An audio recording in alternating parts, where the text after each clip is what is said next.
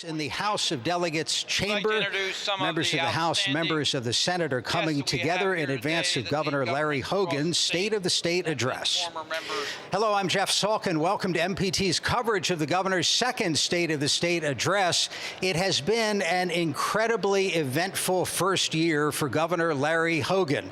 It began with a high point when he was sworn into office a little more than a year ago as only the second Republican to govern Maryland since the 1960s. Almost immediately, there were challenges. In April, rioting in Baltimore City following the death of Freddie Gray in police custody, the governor declaring an emergency, ordering out the National Guard to help restore order. 2 months later, a very personal challenge, a cancer diagnosis. The governor announcing at a press conference here that he had just been diagnosed with an aggressive and advanced form of lymphoma, non-Hodgkin lymphoma. What followed was a series of chemotherapy treatments. The governor, an inpatient at the University of Maryland Hospital 6 times for chemo treatments. He lost his hair. He delegated some duties at times to Lieutenant Governor Rutherford. But then in November of last year, just a few months ago, the final treatment, a final scan, and clear results. The governor was in remission. Not only has the governor's health improved, but the economic health of the state has improved. The unemployment rate dropping by 0.5 percentage point over the last year. Put that all together, and you have the recipe for an incredibly popular governor at this point. The latest poll released just a month ago by Gonzalez Research and Marketing Strategies had the governor's approval rating at 67%. We talked about it with pollster Pat Gonzalez. The 30 years in Maryland that I've been doing this question, measuring governor's job approval, I've never seen anything this high. A little bit of perspective, Governor Ehrlich, during his 4 years in office, his highest approval rating was 57%, while he had a 30% disapproval. And even, I think, more telling is Democratic Governor Martin O'Malley. His highest approval rating during his 8 years in office was 58% with 30% disapproval. So Governor Hogan is 10 points ahead of his Republican predecessor, and he's 9 points ahead of his Democratic predecessor. Joined now by MPT legislative correspondent Charles Robinson. Charles, you've been focusing on the budget, perhaps the most important thing that the governor and the legislature have to do each year. Obviously, this is his second go-round on this process, and he's learned a couple of things. One, he came out of the last budget with a surplus, and he's trying to make the argument that maybe it's time for a tax cut. He's not going to get everything he wants, but guess what? He's still pushing this idea that I'm going to cut some fees, I'm going to cut some other avenues, and give some relief to certain individuals or individual segments within the state of Maryland. And one of the things I had a chance to do was to look at the budget and the legislative scoring of it. Which would allow us to approach it, but they are very sophisticated and require. There was a captive audience in the joint hearing room where Warren Daschneau, the Legislative Services, walked through the $42.3 billion budget. Legislative Services is considered the unbiased authority on the impact of budget numbers. They don't do policy. It's the choices made that have some crying foul. In the budget, there's 567 layoffs, but it doesn't tell the legislature, the policymaking body, what department they came from, or what were the priorities in terms of laying off these employees. The details of the layoffs was just one of several questionable actions in the report, and included no funding for the Prince George's Hospital, and it didn't include funding for the demolition of housing in Baltimore. It will apparently come in a supplemental appropriation. Some in the Baltimore delegation pointed to the reduction in the funding of the school system. School system, they talk about the deficit that because of the declining in enrollment, but then it don't help when the governor's taking money away at the same time. So all of that is compounding the problem that we have with the school system. People have brought up issues about this budget, but I think they're struggling to find something that sticks. I mean, this budget fully funds education, record funding for education, public safety. There's an effort to put tax relief back into the pockets of retirees and struggling working families. So, we're heading in the right direction. Inside baseball around Maryland state government is, some criticisms about the budget. Dotting the I's and crossing the T's, but we're definitely in a much better direction than we've been in many, many years. Well, Charles, the process is underway to begin the pageantry that accompanies the governor's State of the State address. Right now, the members of the state Senate have come across the hall and taken their seats in the House of Delegates chamber, and a delegation has gone up to the second floor to retrieve the lieutenant governor and the governor. Michael Bush presiding over the House of Delegates, his 14th year as Speaker, which is a record in the state of Maryland, eclipsed somewhat by the president of the Senate, who is in his 30th year as president of that body. Amazing accomplishments. I was going to say, they're old hats at this process now. There's nothing that really surprises them. I tell you, one of the more interesting things is that the number of county executives and the mayor of Baltimore who are here, as well as at least one member of Congress, that is Congressman Andy Harris, who represents an area that includes both the Eastern Shore and parts of Baltimore County.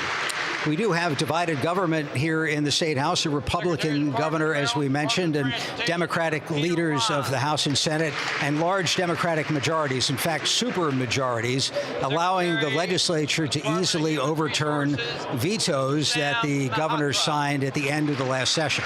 We had 6 of them that we had to deal with, and they dealt with everything from whether or not you should tax these online companies at the point of when someone gets a hotel room. That was overridden. And then, of course, there was this whole issue of whether or not you should give felons the rights to vote. And that's one that's still being hung up at this point. We are likely to get that on the floor come Friday, because the governor has to put forth a nominee to replace a Montgomery County senator. There's a vacancy in the state Senate, and to complete the supermajority and have the votes to overturn that veto, override the veto, the Senate will need all hands on deck. The name is in place. The governor has a certain period of time to make the appointment, and he's not probably in a great hurry to do that. Let's talk, Charles, about the atmosphere a little bit. Last year began with the governor's inaugural. There was an incredible mood of bipartisanship. I'll call it kumbaya. Exactly, and then some. And it lasted, I don't know, a couple of weeks. Well, and then it lasted up until the last couple of weeks of the session. And what happened was there was this issue about whether or not money should be in the budget to make up for this structural deficit. And part of it was to take some structural issues with how you pay out retirees. Well, they found the extra money, and then they decided to try and give some of that money back to the schools, because the governor cut some money from school systems around the state. The mood had started to change last year, fairly early in the session, beginning with the governor's first State of the State address, which in a way was a recap of some of the themes under which he ran for office as leader of the Change Maryland organization, arguing that taxes were too high and Maryland was not efficient enough to continue to grow the economy in the 21st century. And that speech upset some Democratic leaders in the legislature who felt that it was a slight that the governor had delivered what to them sounded like a campaign speech. Well, a lot of folks kept saying, look, the campaign is over, it's now time to govern. And part of that idea is that you get to talk to people, you flesh out ideas and find out where there's common ground. Sometimes there's not common ground. And in this case, the governor, I don't want to say went his way and they went their way, but to a certain extent they did. And that becomes a lot of friction as it relates to how do you get things passed. As you've already indicated, there's a supermajority here of Democrats, so they can stop stuff in its tracks. But here's the key. He gets to set the agenda, and all they can do is cut, they can't add. The governor's speech today is entitled A Middle Temperament. perhaps an indication that it'll be a little bit more accommodative or conciliatory in tone. On the governor's agenda this year, there are some tax cuts. They are modest. We spoke with two members of the Senate Budget Committee about whether the time is right to cut taxes. Are we confident enough, are you confident enough in the state's fiscal condition to be ready to vote for tax increases this year, decreases this year? Oh, I'm confident. I think it's really important, and it's been proven before in other states that when you make those kind of tax decreases, it stimulates the economy and puts more money back in because it attracts more people to the region. And when we look at a total package, that's what it's all about, making Maryland business friendly and being able to improve the economy for everybody. Senator Ferguson, on the various tax cut proposals, seen anything you like? Yeah, I think there are a number of proposals from the governor that Democratic legislators have been fighting for many years, like the expansion of the Earned Income Tax Credit. I think that's a phenomenal idea, and I'm glad that the governor is moving forward with that proposal. But if we look at the package as a whole, over 5 years, it would create about $333 million towards the structural deficit. So, you know, at a time where our global economy is rather uncertain, I think we just have to be very cautious with how extensive our commitments are in the future to cutting taxes. And right now, back at the State House, we're waiting for the introduction of Lieutenant Governor Boyd Rutherford. That to be followed a moment later by the introduction of Governor Hogan. In the picture there, you see the Attorney General, Brian Frosch, Comptroller Francho, Treasurer Nancy Kopp, other elected officials from across the state, members of the governor's cabinet. And in this room, Charles, are a lot of people who are running for something at the moment. We have a couple, well, Senator Mikulski retiring, which has touched off a race for that seat. Two incumbent members of the House of Representatives running for that, which opens up 2 seats in the House of Representatives. Right. We have a number of delegates who are vying for Donna Edwards' seat, as well as Van Hollen's seat in the Montgomery County metro area. One of the things that has happened so far in this body is there's been an effort by the governor to get the politics out of drawing the congressional district lines. He's put forth a recommendation by a commission to look at trying to get a panel of individuals who don't have, if you will, the politics to grind out where these districts are drawn. Of course, deciding on that will be a political decision made by politicians, and both chambers, as we mentioned before, are strongly controlled by Democrats. This appears to be the Lieutenant Governor, Boyd Rutherford. He is no stranger to this body. He served as a member of the Ehrlich administration, and as he comes in, he always is greeted warmly. He sat in for the governor while the governor was getting chemo treatments, and a lot of folks wondered if, was this grooming for him for a higher office, if you will. And that seemed to be a seamless thing when the lieutenant governor stepped in, most notably on the Board of Public Works, the powerful state body that controls spending and some policy in the interim between legislative sessions. The governor and the lieutenant governor seem to work quite well together. Let's talk a little about where we are in a legislative session. This is year 2 of a 4-year term. 40% more bills have been filed than were filed last year as a number of freshmen get their sea legs and get ready to legislate. Lieutenant Governor is being welcomed, and we believe the governor himself is on his way down the steps. We hear clapping in the background, and that always is an indication that the chief executive is ready to come downstairs and make his, if you will, grand entrance into the legislative body. We will have a Democratic version of the State of the State immediately following the governor's speech, that to be delivered by State Senator Catherine Pugh, who is the majority leader of the State Senate, and she's She's also a candidate. She's running for mayor of Baltimore. Mayor Stephanie Rawlings Blake of Baltimore expected to be here to listen to the governor's speech. She is not running for re-election, and that has touched off a spirited race to decide the leadership of Baltimore, and also issues part of the fallout from the Freddie Gray situation. The legislature will consider changes to the Law Enforcement Officers' Bill of Rights and also criminal sentencing that has caught up so many people for what now seem to be relatively minor drug offenses. And here's the governor being welcomed by a legislative delegation.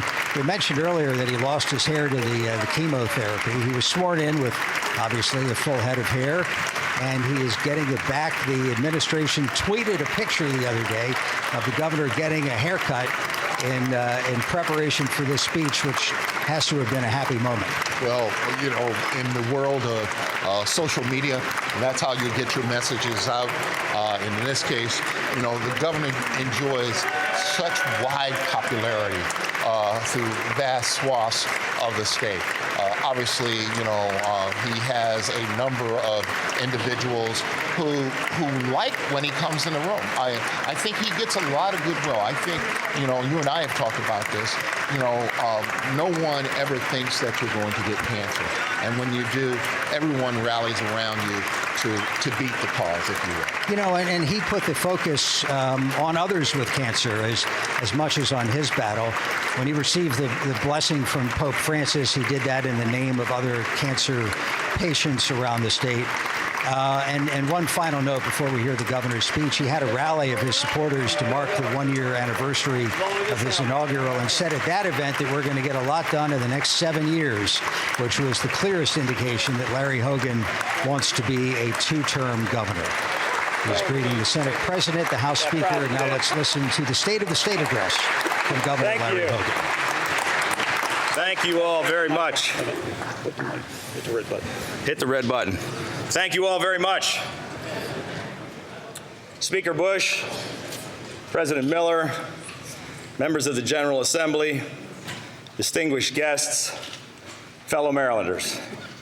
A year ago, I stood before you, confident in our collective ability to usher in a new era of cooperation and prosperity for Maryland, while mindful of the challenges facing us and the uncertainties that we shared.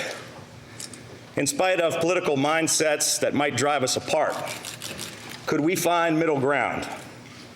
Could the growing discord between our citizens and their government be repaired? Would we, as elected leaders, choose serving the people over serving government? Yet none of us could have foreseen just how much we would be asked to overcome. The riots and lawlessness that threatened to tear Baltimore City apart. For me personally, a life-altering diagnosis requiring me to publicly wage what is normally a very private battle.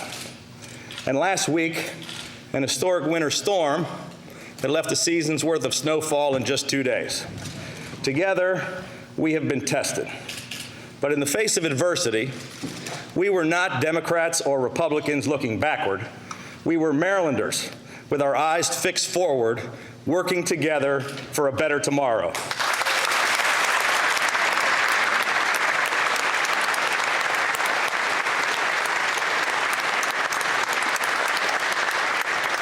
By working together, we have put Maryland on a new path, and we are changing Maryland for the better.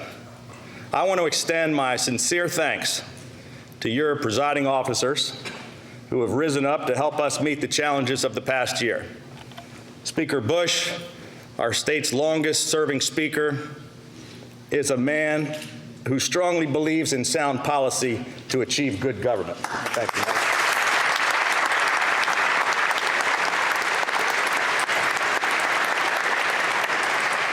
President Miller, the longest-serving presiding officer in the nation, has spent a lifetime tirelessly working on behalf of all Marylanders. Mike, thank you.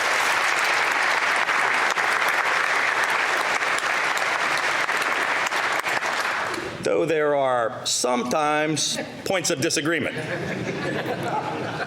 At the heart of each of us, is a man fiercely proud of this state that we all love.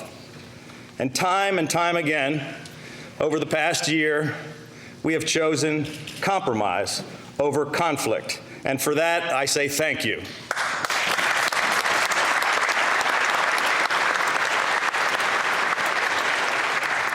Thanks to every person in this chamber who knows the great potential and promise of this state.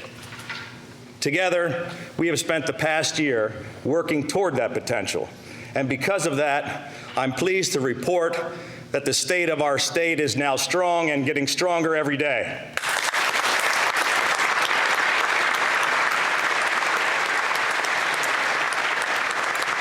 Last year, I challenged each of us to put aside partisanship and to work together on behalf of all Marylanders. And together, we answered that call.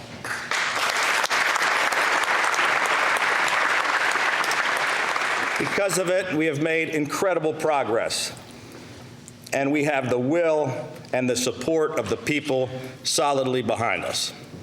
Our first and most important task was to correct our state's fiscal course and to get our economy back on track. For the first time in 9 years, working together, we adopted a budget that did not include a single tax hike.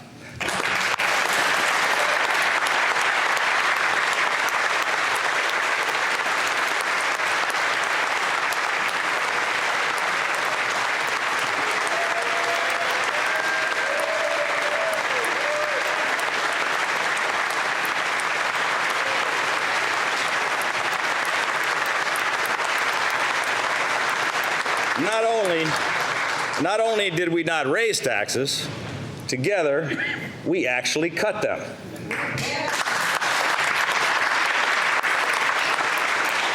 In an unprecedented show of bipartisan cooperation, every single legislator in both houses who had previously voted for the rain tax mandate changed their position and voted with us to repeal it. And the people of Maryland, thank you.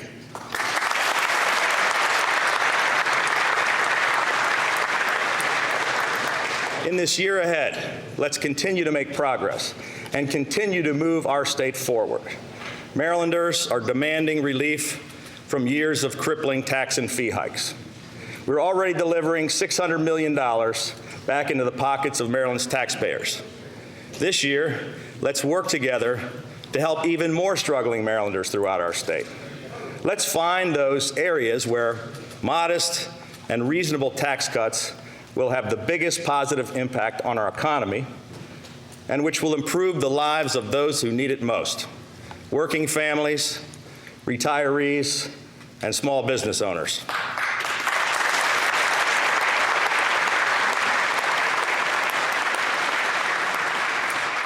Last year, we introduced tax relief on retirement income for veterans, and with the support of this Assembly, we passed it.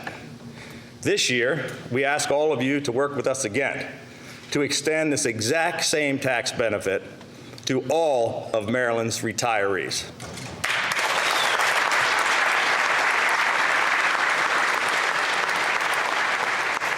For working families, let's deliver on a popular bipartisan issue and accelerate the Earned Income Tax Credit.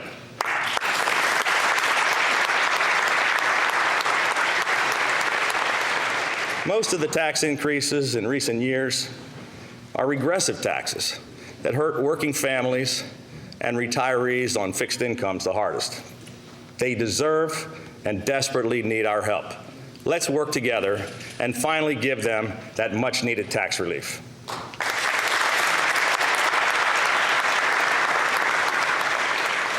We have already reduced or eliminated 100 fees all across state government, saving taxpayers $51 million. Now we ask you to join in our efforts by reducing or eliminating another dozen fees that are in statute to save hardworking Marylanders another $71 million. Essential taxes and fees have a purpose, but they've simply gone too far in recent years, overburdening our hardworking citizens and dampening our prospects for real economic growth. Thanks to your help, Maryland is now open for business.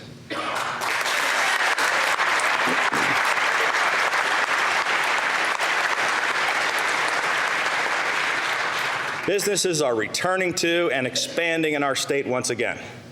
Over the past 12 months, Maryland businesses had their best year in 8 years, with some of our most important brands and employers like Under Armour, McCormick, Northrop Grumman, FedEx, and Amazon increasing their investment and growing jobs in our state.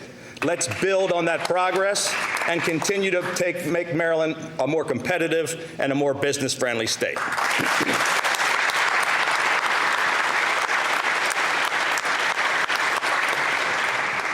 Let's begin by reducing taxes and making it easier for the smallest of Maryland businesses who've been struggling the most. And let's renew Maryland's proud history in manufacturing and address chronic unemployment in the hardest hit parts of our state by instituting the Manufacturing Jobs Initiative, enabling us to eliminate the corporate tax and to waive all state taxes on certain companies who commit to bringing jobs where unemployment is highest, places like Western Maryland, the Lower Eastern Shore, and Baltimore City.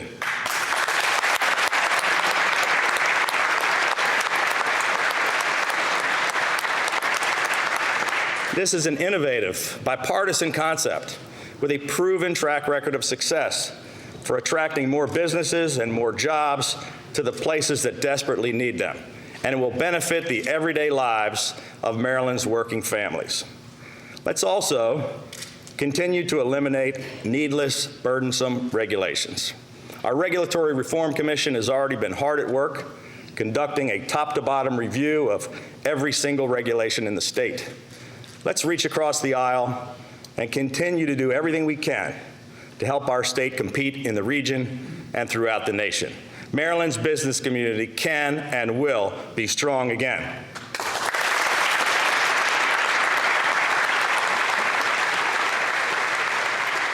Together, let's usher in a new era of ingenuity and entrepreneurial spirit in Maryland. We've had several consecutive robust quarters and an improving state economy over the past year. In just 12 months, we've added more than 55,000 new jobs, the largest gain in the Mid-Atlantic region, and we're adding jobs at one of the fastest rates in the entire country.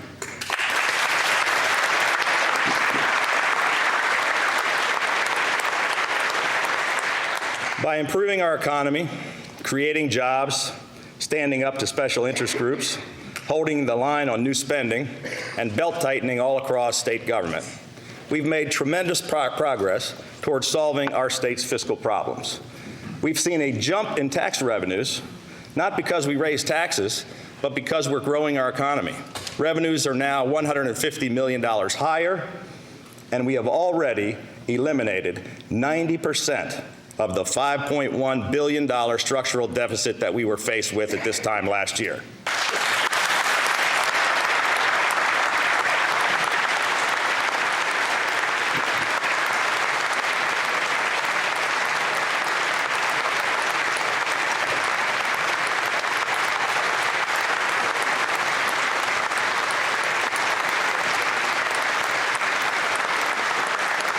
Thank you. Fiscal discipline, combined with our improving business climate, means that this year we will achieve $1.1 billion in the rainy day fund and maintain a $450 million cash balance. This is incredible progress, and all of us can be proud of these results.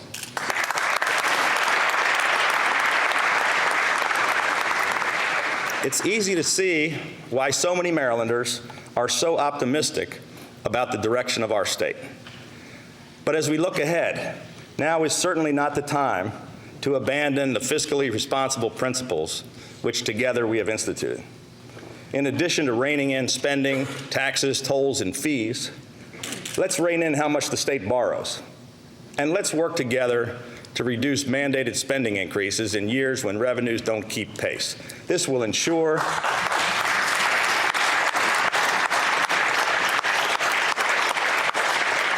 This will ensure that future budgets continue to prioritize key expenditures like education and health care, while also making sure that we have the flexibility to trim excessive cost increases in tough times. Thanks to your collaboration, we have begun to clean up the problems of yesterday. Now let's come together once again to take care of today's challenges and to provide for a brighter tomorrow. In this era of prosperity in Maryland, our economy can and will be strong. Let's continue to work together to make it even stronger.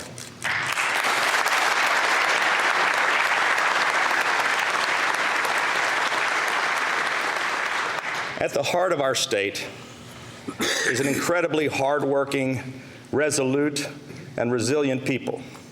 Our most sacred duty as elected leaders is to work tirelessly to improve the quality of life for those we serve. This past year, we set aside our differences and delivered real results. On education, we increased spending to historic record high levels, adding a total increased investment of $830 million more in K-12 education. Last year, I became the first Maryland governor to ever add any money into GCEI in his first year.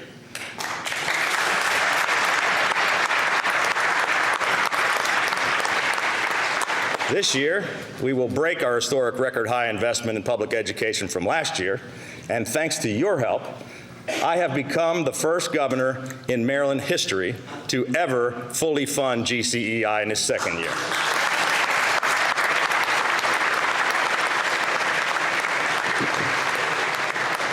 Most importantly, per pupil spending is increased in every single jurisdiction across the state.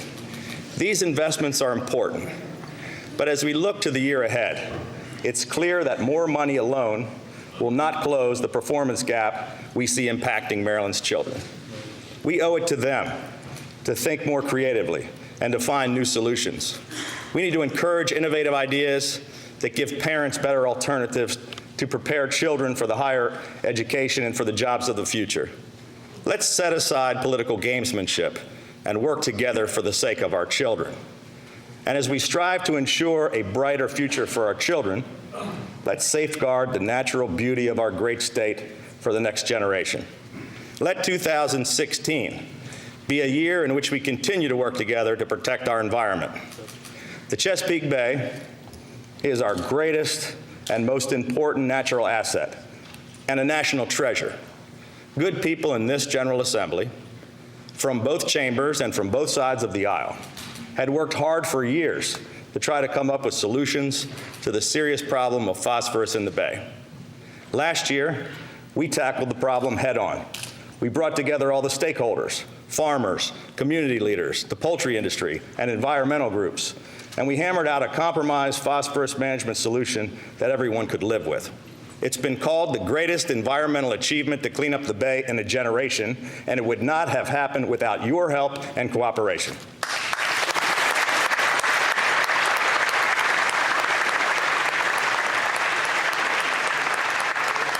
This year, we are investing $53 million for the Chesapeake and Atlantic Coastal Bays Trust Fund, the highest level of funding ever since it was established. This marks the first time in state history that funding dedicated specifically for the restoration of the Chesapeake Bay is not being diverted to the general fund.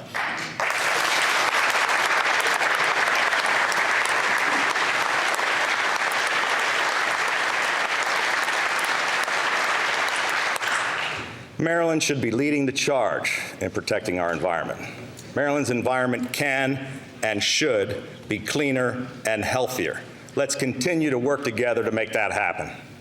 And let's also come together in a spirit of bipartisanship to protect that most fundamental right of every American citizen, the right to free and fair elections. In Maryland, we have the unfortunate distinction of being the most gerrymandered state in the entire nation. We created a redistricting reform commission to fight for the nonpartisan drawing of district lines, something that nearly all Marylanders are strongly in favor of. We ask you to join with us in that fight.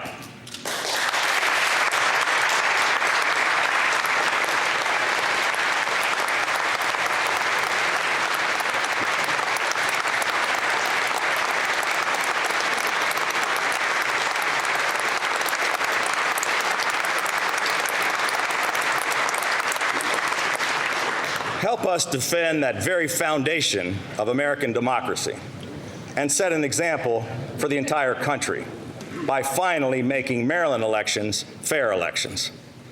In the past year, we've taken important steps to address another problem that has impaired the quality of life of Marylanders all across our state: heroin and opioid addiction. Please join me in thanking Lieutenant Governor Rutherford and the members of the Maryland Heroin and Opioid Emergency Task Force for their countless months of hard work.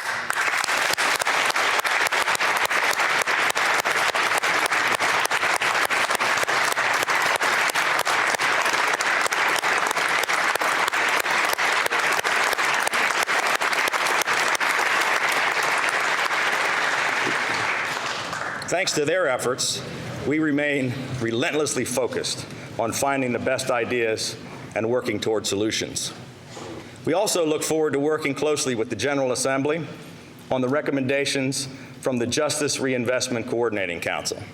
These reforms can help us break the cycle of incarceration and create an environment of economic opportunity for every Marylander.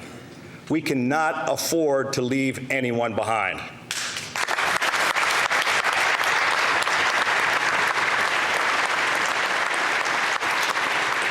Instead, we must commit to recognizing the fundamental human potential of all our citizens. As we partner this year to improve the lives of Marylanders, transportation must also be a top priority. We're investing an unprecedented $2 billion into shovel-ready infrastructure projects to fix every single structurally deficient bridge in the state and to move us forward on the top priority road projects in every single jurisdiction in the state.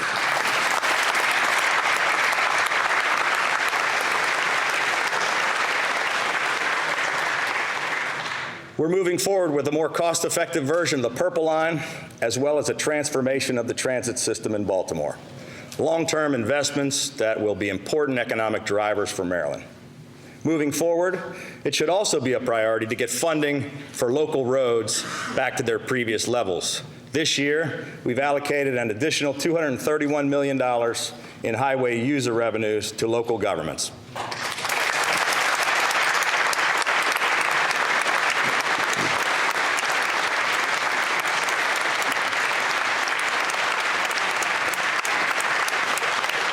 Our transportation infrastructure can and should be stronger.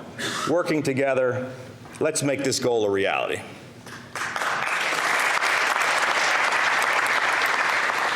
Finally, our efforts on behalf of the people of this great state must address the challenges facing the city that is at the very heart of Maryland. The entire country was witness to the events that shook Baltimore last April. But when those dark days ended and peace was restored, we knew that the work of healing and revitalizing Baltimore was just beginning. Over the past few months, we launched school-to-career opportunities for Baltimore youth, improved educational options for college-bound students, invested an additional $135 million to improve the city's transit system, finally closed down the notorious Baltimore City Jail, began the process of stopping urban blight with a plan to demolish abandoned, decaying buildings throughout the city. And we have been fostering improved economic development strategies, more redevelopment opportunities, and a pro-jobs economic climate.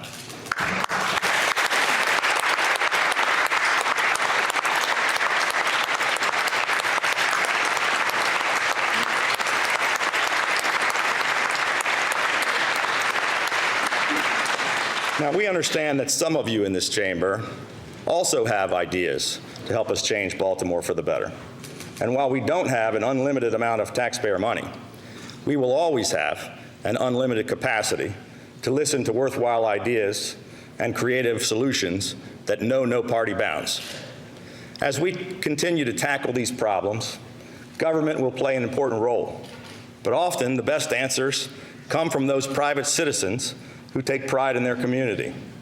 The renewal of Baltimore City and the continued growth of our entire state will require an environment of trust and cooperation. one in which the best ideas rise to the top based upon their merit, regardless of which side of the philosophical debate they come from. As you may know by now, I'm a man who speaks candidly. It's the only way I know how. Last year, when I stood before you, I was very direct about the challenges that were facing us.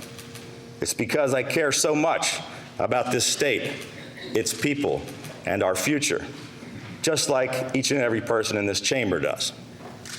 This past year has been one of many milestones. For me, none more extraordinary than when I had the honor of being blessed by Pope Francis on behalf of cancer patients around the world.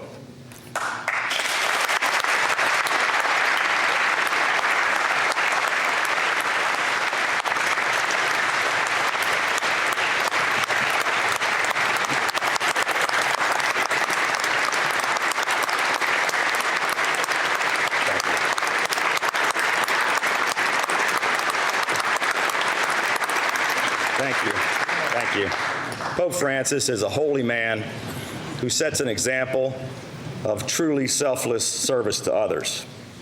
And Pope Francis challenged us to act without prejudice, without superiority, and without condescension, traits that can sometimes drag down even the most well-intentioned of us. But that has not been our path.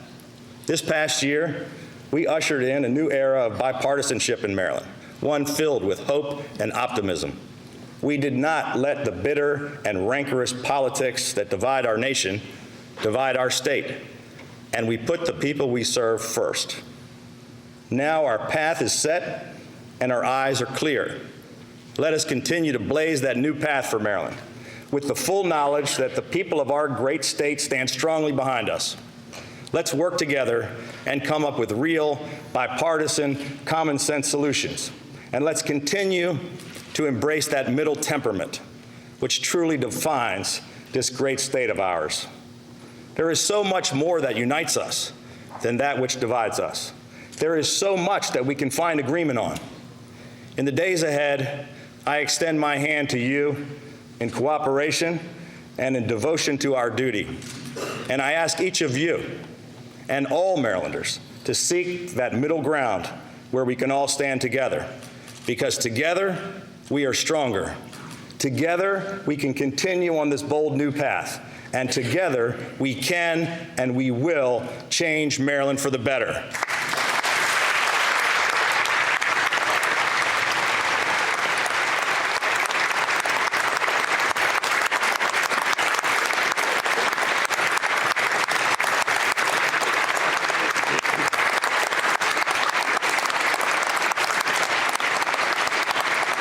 Thank you.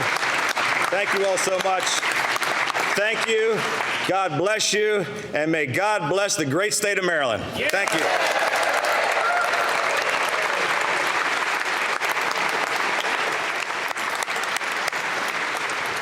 Governor Larry Hogan delivering his second annual State of the State address to the Maryland General Assembly. The governor called for expanding the earned income tax credit for low-income workers and for attracting new manufacturers to the state by extending tax breaks in areas of high unemployment. He said 90% of the structural deficit has been eliminated. Now a Democratic view of the state of our state delivered by Senator Catherine Pugh, the Senate Majority Leader. Hello, I'm Senator Catherine Pugh, the Majority Leader of the Maryland State Senate, representing the 40th District of Baltimore City. It is an honor to address you regarding the $17.1 billion budget offered by Governor Hogan. First, let me welcome our governor back to our State House.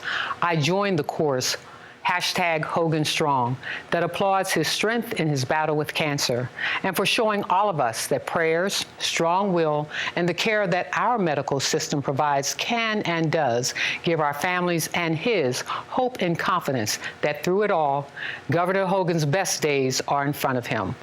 We have a great hospital system in Maryland, and we must keep it strong, building on where we are and planning for the future. That is why it is essential that full funding for the much-needed Prince George's County Hospital, not just for its building, but its operations, be included in this budget. Healthcare disparities remain an issue in our state. If you reside in certain zip codes, your life expectancy can diminish by as much as 20 years. As legislators who come to Annapolis each year, we're obligated by our state's constitution to balance our state's budget and to be equal and fair in the provision of services. As tax-paying citizens, you have the right to expect the same quality of service whether you live on the Eastern Shore, Baltimore City, Montgomery, Carroll, Charles, Frederick, Hartford, Howard, or any of our 24 jurisdictions. Wealth should not be the determining factor of your life expectancy or the quality of services afforded you by the state. For 5 straight years, Maryland ranked #1 in best public schools in the nation. Today, we rank #3 because the criteria determining the ranking now focuses on school financing, the chance of success for a child, and graduation rates. Perhaps we should revisit our funding formula. We are pleased that Governor Hogan has fully funded education through our education formula. And we are pleased that he reached out and increased education funding to a few counties who suffer school population loss and face other challenges. We ask that he also reach out to Baltimore City, whose declining school population and wealth growth will cause it to lose nearly $24 million in school funding. Everyone wants and deserves tax relief. Having served on the Augustine Commission on behalf of the Senate of Maryland, we found some common ground on many of the tax incentives and the tax relief proposals reflected by Governor Hogan in this budget. Jobs and business growth have to be a high priority, and getting to and from those jobs are equally important.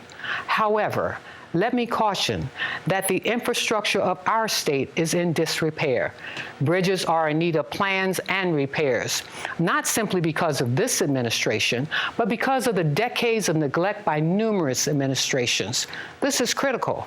We must set aside funding to protect our bridges and protect our bay, and create a first-class transportation system that gets all Marylanders to and from work. This budget does not reflect the portion of the $700 million promised Baltimore City for demolition. We've been told it will be in a supplemental. We look forward to that inclusion. Like our governor, I too look forward to our bipartisan efforts to move our state forward. One of the areas you will see bipartisanship is around criminal justice reform, aimed at limiting the numbers of individuals entering our penal system and shifting funding to community policing and health. You will see this effort in the Criminal Justice Reinvestment Act being pushed by Democrats and Republicans. Maryland happens to be the 38th worst state in the nation for our returning citizens, tied with 4 other states. Suppressing licenses to work for certain professions, restricting access to food stamps, housing, and public services, those restrictions must be lifted and mental health services provided. Finally, earned sick leave, family leave, and equal pay for equal work are all quality of life issues that we as legislators must address. And as a member of this body, I look forward to working with Governor Hogan as we put faces on a public budget that should reflect the needs of all our citizens to be educated, to get to and from work, receive equal health care and quality services as we expand and grow businesses and business opportunities in our Maryland. Thank you.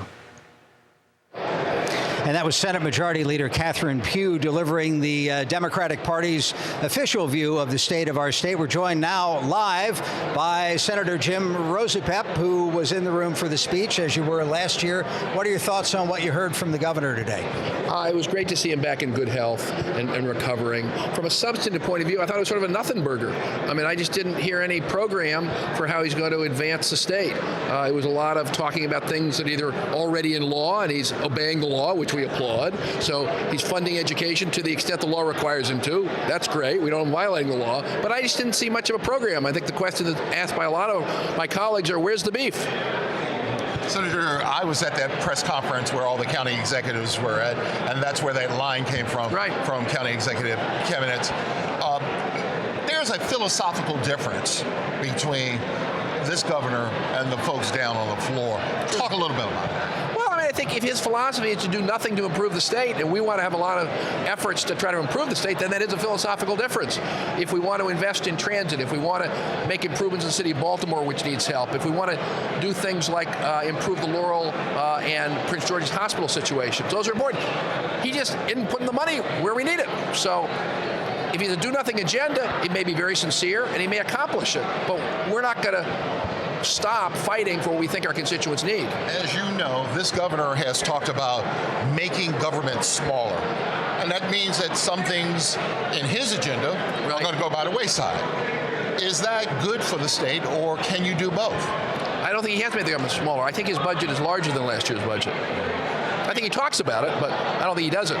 Okay. But, you know, he's asked for earned income tax credit. Is that a place where there's... Sure, absolutely. We welcome his support for progressive agendas like helping low-income working people get ahead. When he comes over to things that are important, we're all for it. I appreciate him mentioning that. But in the grand scheme of things, accelerating the earned income credit, as good a thing as it is not a major initiative to improve the state. I think that's one of the differences, and it may be a philosophical difference, is he wants to be kind of a keep the trains running on time kind of governor. And keeping the trains running on time is important, but not when we have the traffic congestion we have. We need more trains, and they all need to run on time.